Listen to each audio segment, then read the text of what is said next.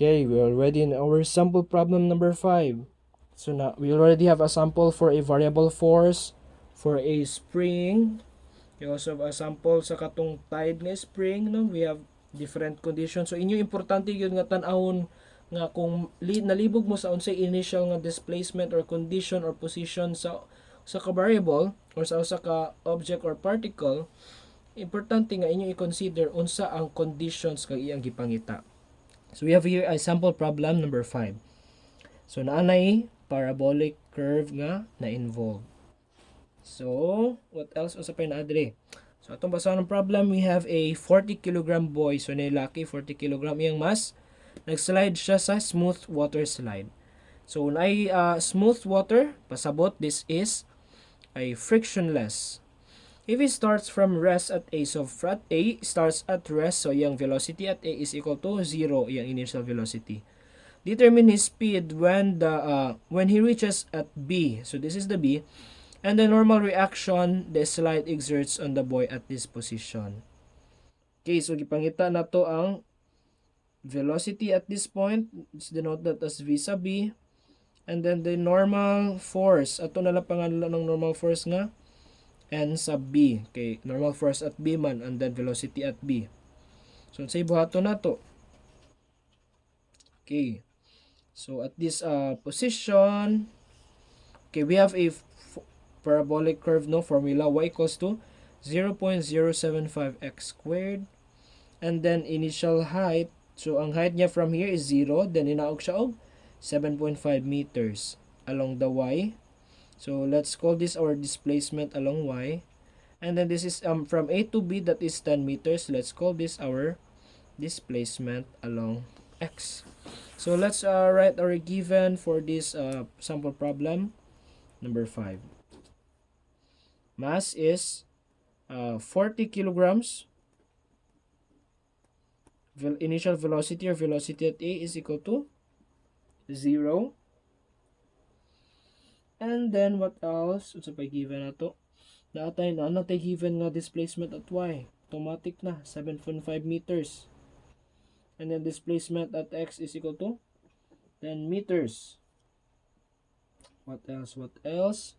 I think we were already given yapon nga y is equal to 0.075 x squared. So we were asked what we were asked. We were asked on what is the velocity at B. And then the normal force of the boy at B. So, say buhato na to ani. So,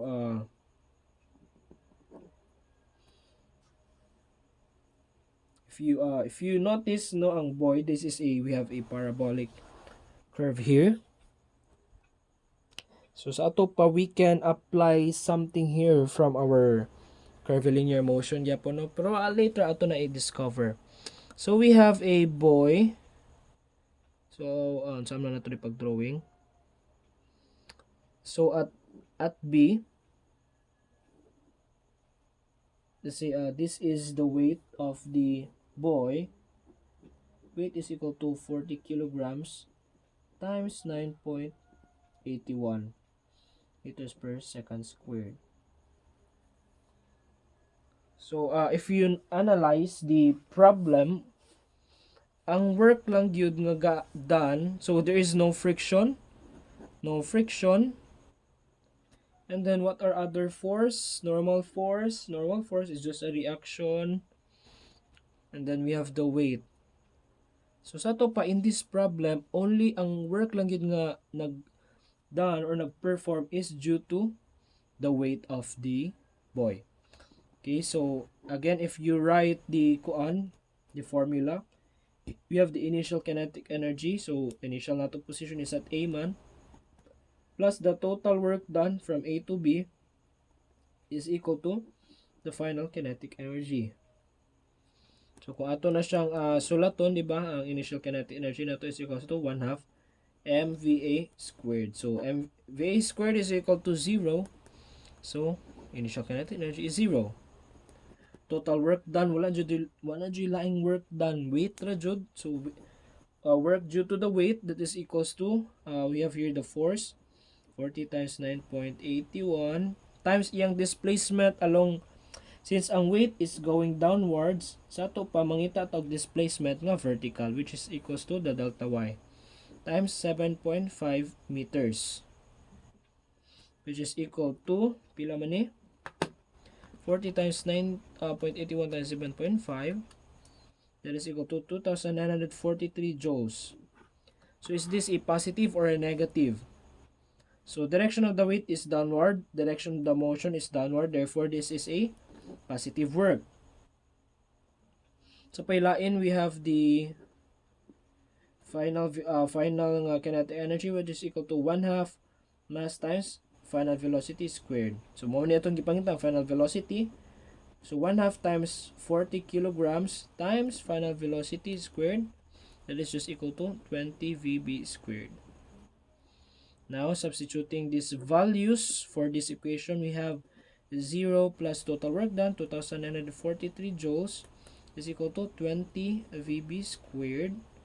We have, then we can solve for the velocity at B, which is equal to square root of 2,943 divided by 20, which is equal to 12.131 meters per seconds.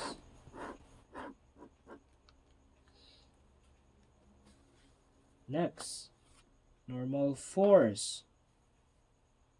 So the normal force of this object is, kung nyo tanaw ng FBD, no, this is the normal force. Dayon, unsa man, diretsoon na, pwede rin siya diretsoon? No, if you remember, this is a parabolic or a curved path. Sa to pa, kung na curved path, natay tangential acceleration.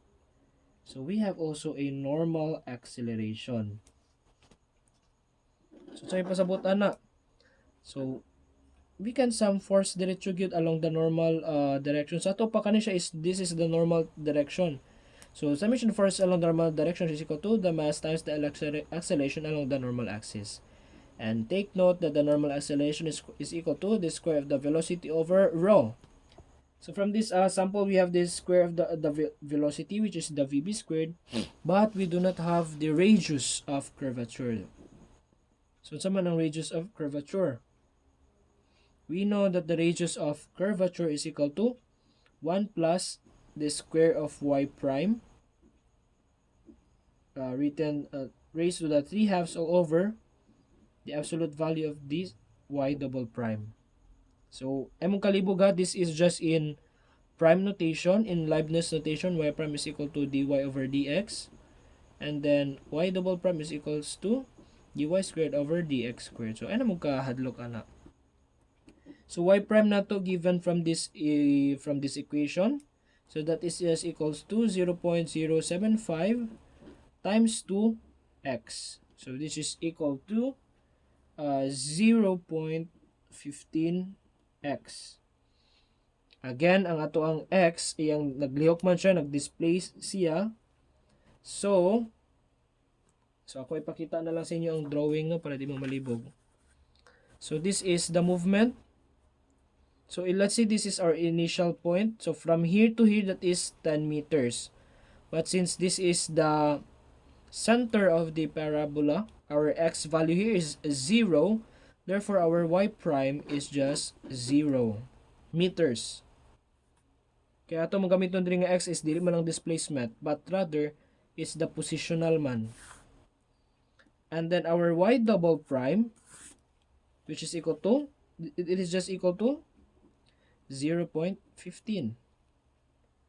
So substituting these values to get the rho, we have the rho is equal to 1 plus 0 squared raised to 3/2 over 0.15 is equal to, so 0 naman ni 1 raised to 3/2, that is just equal to 1. So mura rin siya 1 over 0.15, and then that is all equal to, so radius of curvature din nato is equal to 6.66667 meters.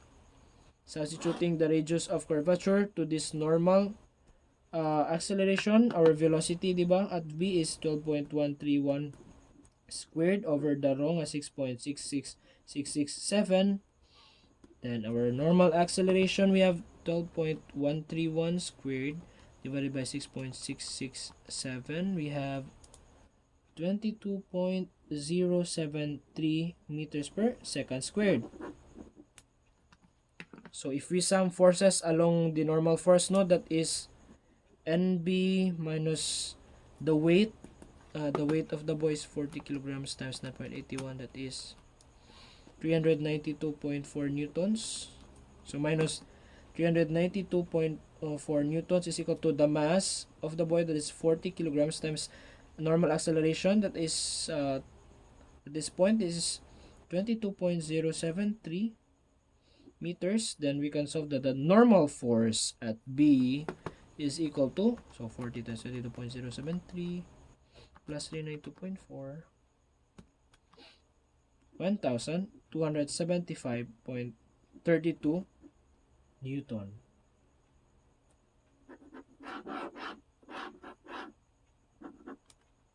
So this is our normal force. This is our final velocity or velocity at B. So if you notice here, na-apply na nato ang Newton's second law together also with the work and energy principle sa ato ang problem.